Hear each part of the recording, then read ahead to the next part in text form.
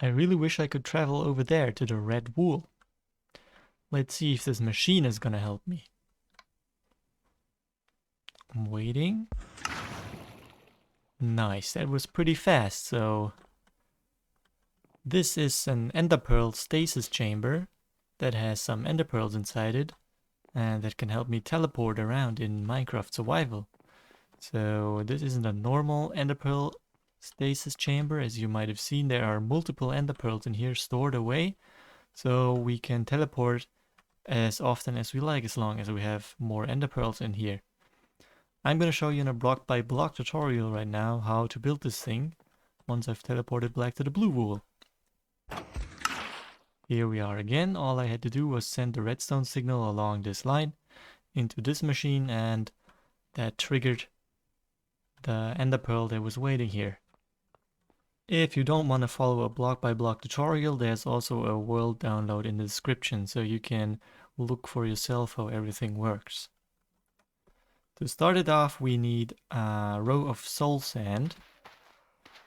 This could be roughly at ground level, but I'm just building it a little bit above so you can see everything now. So this has to be 24 blocks long. 1, 2, 3, 4, 5, 6, 7, 8, 9, 10. 24. So we have 24 blocks of soul sand. Now we need to frame this with a glass border. Place the glass all around this soul sand, except for this block. And at the end here, we're going 2 up on either side. So we have those little pillars.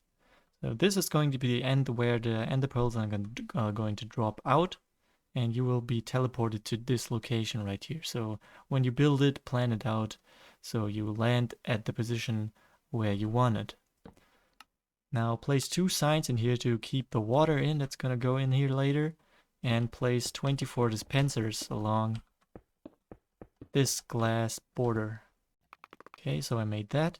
And now on the other side we need a row of target blocks. And behind the dispensers another row of target blocks. So next we need a row of solid blocks where we can place redstone later. Right here below the target blocks, on the other side as well.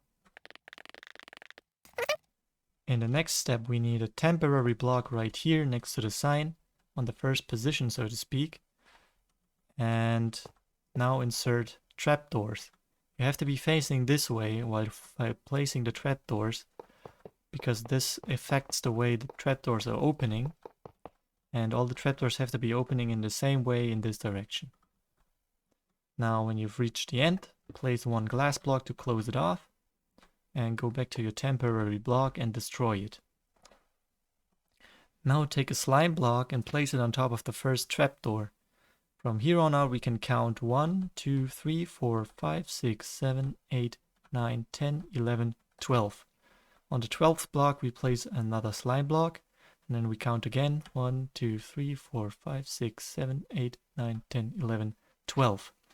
If everything's correct, you should be seeing 3 evenly spaced slime blocks right now. Now on each of these slime blocks we need a sticky piston facing into the direction where you came from. So every piston is going to face, now I've got it, into this slime block. That's already the framework done. Now we can go on with the wiring of each piston. So this piston is going to get 2 glass blocks out from there, then 2 temporary blocks. And on top of those glass blocks we need 2 redstone dust. The redstone dust is going to be fed by this observer, and the observer is going to face into a scaffolding structure like this. It's going to be an L. And then the observer has to face into this last scaffolding block. Now underneath this scaffolding place a target block, and on the target block you need a trapdoor. When this is done you have to remove the temporary blocks. That's the first piston done. So the second piston is similar, but you need 4 glass blocks, and temporary blocks here and there. Then you need 2 observers and another scaffolding structure. This time it looks like this. It has to be exactly like this. Then underneath this block you get another target block with a trapdoor.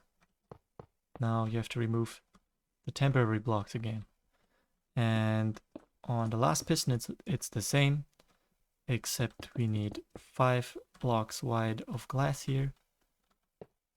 Temporary blocks like this, and this time it's 3 observers. The 3 observers are going to look into this scaffolding structure that's 5 wide, and it's also going to be like this in an L shape. Now place the target block underneath that block again. Now you can remove the temporary block, sorry. And don't forget the trapdoor. Now that's the wiring for the pistons done. You might be asking, what is this all for? The scaffolding blocks are right now standing on top of those trapdoors, but when you power this target block, the trapdoor is going to open and this scaffolding is going to levitate in the air. It's going to hang off of this scaffolding, and it's going to update its shape to be hanging scaffolding like this one. And this update can be detected by the observers.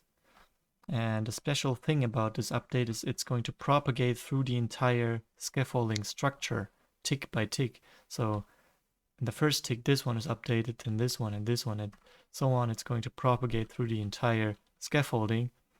And this allows us to make a tick perfect timing, because those observers are going to have offsets according to where they are looking in the scaffolding. Now, to activate those trapdoors and to make this entire process work, we have to power all these target blocks at the same time. We do that by placing a row of blocks right here and placing redstone dust on top. And now we can already test this by placing a little button here, pressing it, and you can see this long row of trapdoors. It's way longer than the maximum push limit of 1 piston. Is being pushed practically in unison. There's a 1 tick delay here and there, but it's almost synchronous, and that's what we need. Next, we are going to place the wiring for the trapdoors and the dispensers on the other side by starting with this line of redstone on the blocks that we placed earlier. Same on the other side. And now we need a connection between this line and this line. Therefore, we go along this block. It's the first block after this slime block, and go over, and then we make a bridge that's too wide. So we place 2 repeaters here, both on standard settings, and we place 1 repeater there on maximum settings, and 1 redstone dust. This gap here is going to be closed by a block that can be controlled by this piston. So this piston can now change the timing that this redstone line is going to have, and that's going to allow us to switch the machine between reloading and using it. So now we're going to make the input circuit where the user input is going to come from when the user wants to use the machine. So we go 2 blocks out from this one left of this target block, put a repeater there on standard settings. Alright, I forgot a setting right here. So you have to put a 2 tick delay on this repeater right here. Otherwise it's not gonna work. 1 redstone dust. Then we go 1 level down in the diagonal and place a redstone dust there. Then we need a comparator that's facing into this and a platform like this. Now the comparator is going to have a side input that's coming from this repeater that's on maximum delay. And the rest of it is going to be filled with redstone dust, and on the 1 block sticking out here we're going to have another repeater. And this repeater is going to read the inputs from this block. That's going to be our input block into the entire system. So next is the timing for those dispensers. They are going to control the water inside of this machine. So we're going from this redstone that's coming out from the comparator and build down in a diagonal 3 levels, 1, 2, 3. And once we've reached this level, we go 1 to the left. Looking at it from this side, we go 1 block to the left. And now that we're below here, we can go underneath the soul sand. And once we have reached the other side, we go up 1 level again. And now we can put the redstone wire on top of all of this until we are here. And then we place 1 repeater on standard setting that is going to face into a platform like this with a glass block right here. This glass block is very important. It has to be a glass block or any other non-solid block, and it's going to lead its signal up into here. On this platform we will get another repeater facing into another repeater on maximum settings, and the signal is going to loop around through this repeater that's also on maximum setting, and that's also going to feed back into this glass block right here. So what this will do is repeat the signal after a certain amount of time, meaning that these dispensers are going to dispense twice when you activate this. So it's going to lead to placing the water and then removing it again. Nice, that's the wiring done for this lower part. Now we go to the next step. That is the input tower where the user is going to throw in the ender pearl. So for that you need a non-sticky block, a block that doesn't stick to this slime block, for example glazed terracotta or pumpkin or any other non-sticky block. And you place 1 on top of this slime block and 2 to the side of it like that. From this terracotta block you're gonna go up 11 glass blocks, so 1, 2, 3, 4, 5, 6, 7, 8, 9, 10, 11. On the other side do the same. And the same on the front. Now from this upper terracotta block you go 1, 2, 3, 4, 5 blocks up. Then you go 1 block out. And another 1, 2, 3, 4, 5 blocks until you're level with the rest of the glass structure. Now fill in the gaps that have come from this outward block, and that's your input tube where the pearls are gonna fly in. So now replace those 2 lower glass blocks with sticky pistons facing into the tube, and top the sticky pistons off with closed trapdoors. So after you've put all of that in, we can make a detection system that is going to trigger when the user is throwing an ender pearl in here. It's going to be just a simple string on a tripwire hook. Place it like that so that the hook is over this shorter section of the tube. On top of that we're going to have the platform where the player is standing when he's reloading the machine. Put a glass block right here so you can see what's going on. This can be any other block, but it's nice to see. And with the fence right here you can look down and throw the ender pearls through this gap here. So that's the throwing mechanism done. All it's missing now is the water. Place a sign down here before placing the water so the water doesn't leak out. And place the water everywhere inside of this tube. Except for here where the pistons are going to extend. So you don't have to place those 4 water sources. Above it you can... Oh no, that's bad. Okay, so I have replaced all the redstone that I just destroyed, so I need to place this again.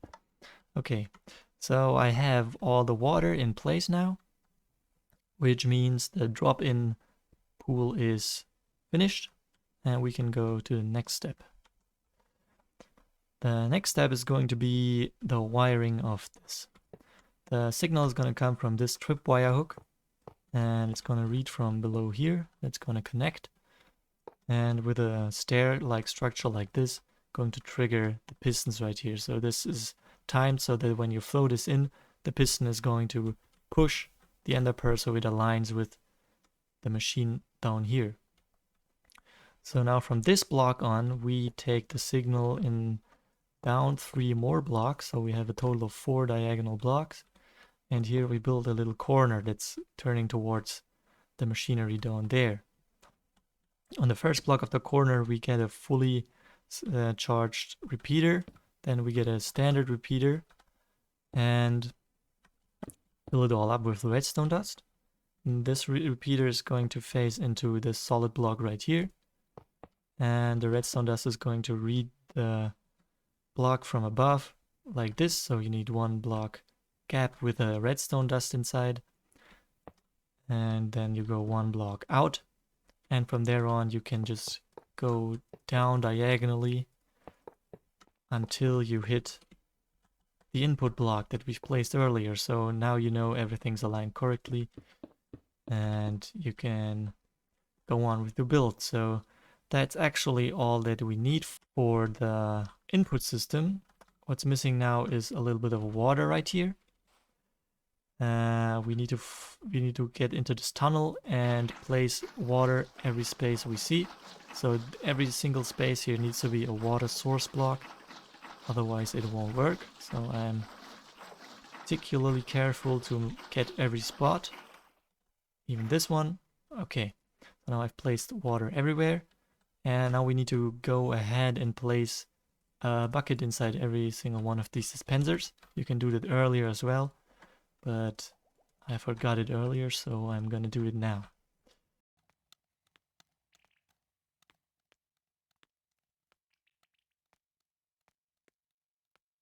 Alright, so I've placed a bucket inside every single one of those dispensers. It has to be an empty bucket, and that means our machine is ready for a first test run. So I'm going to take an ender pearl, stand on top of the reloading platform, and roughly align myself in the middle. It doesn't have to be exact. You can't be sneaking while doing this, because if you're sneaking and then throwing the ender pearl, the string down there is not gonna detect your ender pearl. So just stand normally and face straight down, throw the ender pearl. Okay, so now we can see what happened down here after we threw the ender pearl through this tube. The machine pulled in the ender pearl into the first chamber, and now it's here in a stasis. So it's a thrown ender pearl that's just swimming in the water, and it's not, as long as it's not hitting any surfaces, it's gonna stay there, and we can use it later. Okay, so now we need to keep track of how many pearls are in there, because this machine can only fit 23 pearls, and once we've thrown 23 pearls up there, we should have the machine switch to the using mode. So that's why we're going to use a counting mechanism that's going to use a platform here. So from this block we're going to go 12, 1, 2, 3, 4, 5, 6, 7, 8, 9, 10, 11, 12. And then we're going to make this a 3 wide platform. And on top of this we're going to build a hopper counter. Start with a temporary block and place hoppers facing into each other in a row. Then place a hopper that's facing into the other row and go back. And then remove this temporary block and place a hopper that's facing into the row beside it. So that means we have a big loop of 24 hoppers that are going to loop around. And now we're gonna place another layer of blocks on top of these hoppers, except for this hopper. This hopper is not getting a block. Cover everything on top of that with redstone dust. And as you can see now, we have 23 hoppers covered with redstone dust. That means we have a counter that's going to trigger every 23 blocks. Every 23 times the signal comes in. Now, place a redstone block facing into a repeater, facing into this redstone on top of the hoppers. And this redstone block is going to be controlled by a sticky piston like this. And this sticky piston has a redstone torch on this block. And this block is going to be powered by a comparator. And this comparator is going to read from this compass. So you have to put one item into this compass. For example, a flower or anything else that can be put into a compost. And when we deactivate this comparator with a signal from the side, it's going to cause this piston to retract for one tick and allow the item inside this loop to travel one position further. Now we can connect this up with our input system. So every time a pearl gets thrown, this counter is going to step one step forward. For this, we're going to use 2 redstone dust facing into this block. Then we have a repeater going into this block and a redstone dust coming out. Then we're going to take the signal from the tripwire hook and bring it down until we are on the level of this redstone line. Connect it all up, and now we've got a counter. To deactivate this counter, meaning once we have fully reloaded the machine, we have this piston that can retract this block like this, so there's no connection anymore. But we're gonna make the controls for that piston later. First, we need to get the output from the counter. So there's one hopper here. It's this one. So there's one space here between this line, and then this hopper is going to be read by this comparator, and that's going to be the reading point. So this could be anywhere, but once it's looped around, once this hopper, this comparator is going to light up and activate this piston, and this piston is going to have a target block on top. So this redstone dust is going to bend into this, and from there we can take the output. And this piston is going to help us reduce the output of this to a single redstone tick. And that's useful for changing the settings of this machine. So we're taking the output here. We're going one block up, go make a diagonal of 3. Then we go one block over and make a diagonal of 4. And on this last block, we place a piston like this. And this piston is going to control this redstone line coming down into this piston control system. And then we go further, go down a level here, go down another level. And now we have this piston that we just placed also connected to this control circuit. So every time there's a redstone tick coming through this, the setting is going to change. So this line is going to be broken, this line is going to be broken. So these tripwires are not going to do anything. Okay, next we need to change the setting down here. That's going to change the timings that are necessary for either reloading or using the machine. For that, we're going to go out 1 from this redstone dust, and then we're going to go up from here and make a connection to the control circuit for this piston as well. Nice, that's a reloading system pretty much done.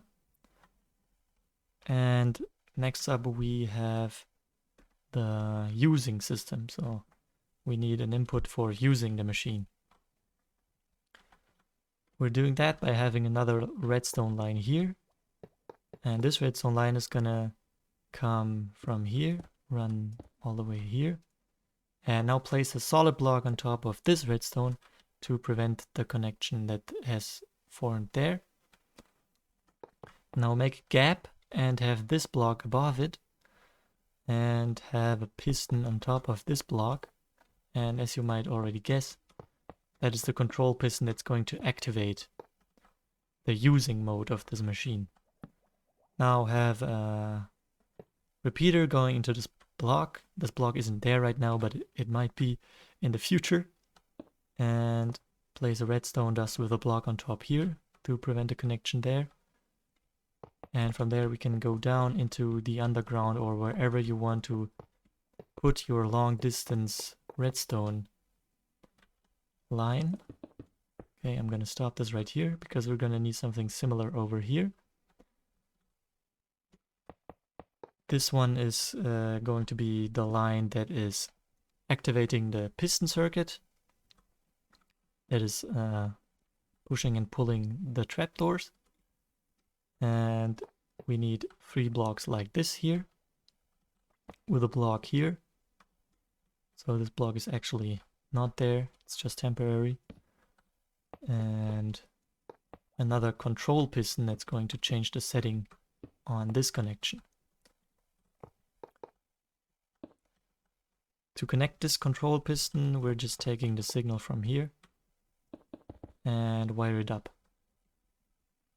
Nice, so we have this interruptible piston line, redstone line, that also goes down into the underground or wherever you want to put your long distance redstone line. We can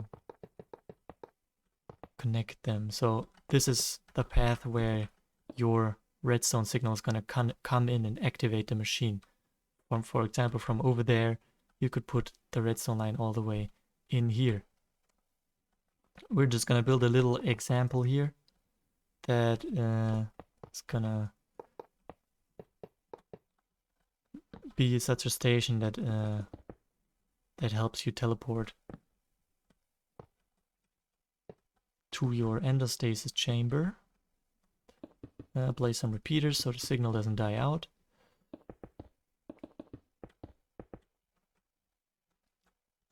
And now we have a pressure plate that we can use to teleport to our machine.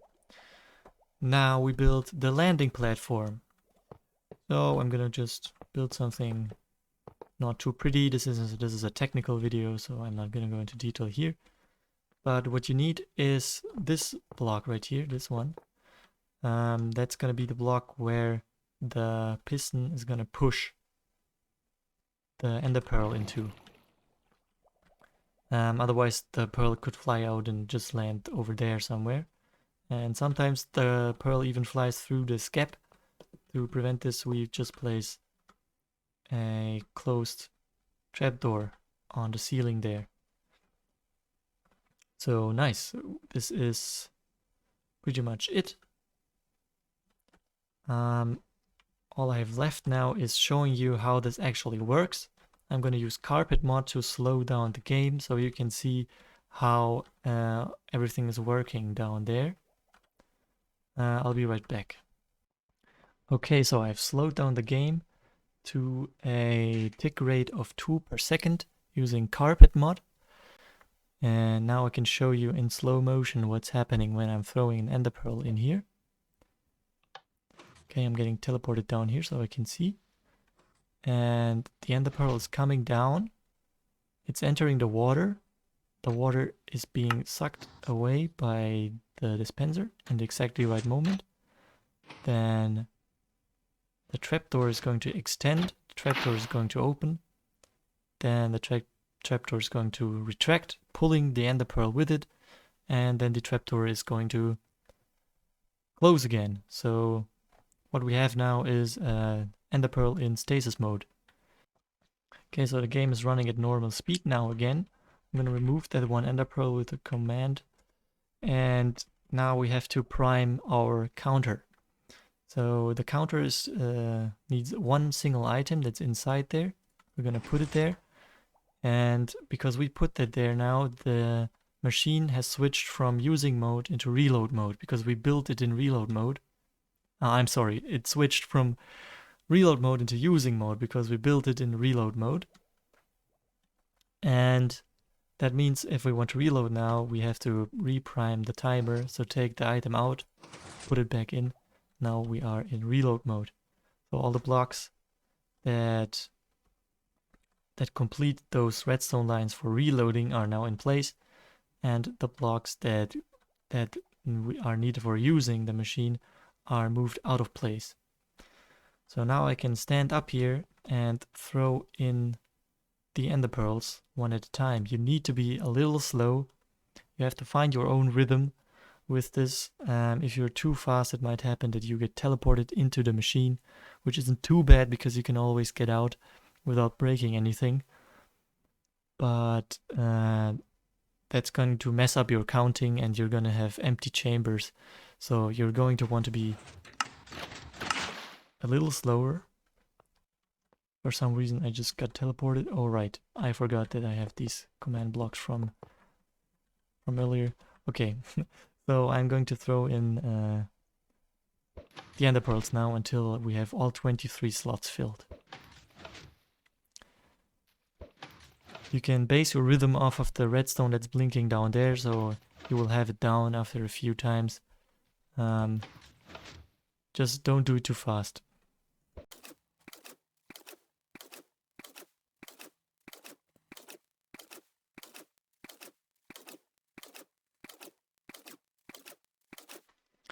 Okay, so now once you've heard the pistons switching positions of the blocks, you know that the machine is now in use mode. It has automatically switched because of the timer. This item has taken one trip around all of those hoppers and it's back here now. That means that we have a full array of ender pearls down here. So those are 23 ender pearls. Oh, there's a doubler here. Okay, that might have been... that's a very rare occasion that the ender pearls glitch through the doors, but yeah, normally you get 23 ender pearls right here, and you can start using your machine by triggering the redstone line that is here. I'm gonna use this pressure plate right now, and you see I got teleported. So this piston is going to push the pearl that is up here into this block or this trapdoor. You're going to be teleported, and simultaneously the trapdoors pull all of those pearls one position to the left, meaning the magazine is slowly gonna empty until you have to reload again. You can see easily how much you have left. Once there's no pearl inside, the machine is automatically gonna switch back to reload mode again, so you can go up here and throw more pearls. Nice, that's the entire machine. You can extend this redstone line as far as you need it. You have to be careful though, if the render distance of your server is exceeded and this machine isn't loaded anymore, this is obviously not going to work. So the machine has to be loaded. So sadly this has a limited range. You can also have a button right here and have someone in multiplayer press it for you if you're very far away, and this way your buddy can bring you back to base. And otherwise I think it's most useful if you have a big base that has a mine and it has a home, and you can quickly travel between these places that might be a little closer together but still not easy to travel to. So I hope you've enjoyed this tutorial. Remember, there's a world download in the description so you can look at all of this yourself. Also, you have to be careful if you're playing on a PaperMC server. There's a setting in PaperMC that prevents ender pearls from working after they've been unloaded. So the developers of PaperMC think that this is an exploit, which I don't think it is, because why else would you have floating ender pearls in the game? But in the case of PaperMC, when you unload a chunk where the ender pearl is and you reload it, the ender pearl forgets its owner. So once you trigger the ender pearl with a piston, you won't be teleported. Nobody will be teleported. Those pearls will just be dead. And that means you have to look into this ender pearl exploit setting of your PaperMC server before you can use this. Now, thanks for watching, and I hope you're gonna have fun with your Minecraft survival teleporter. Bye.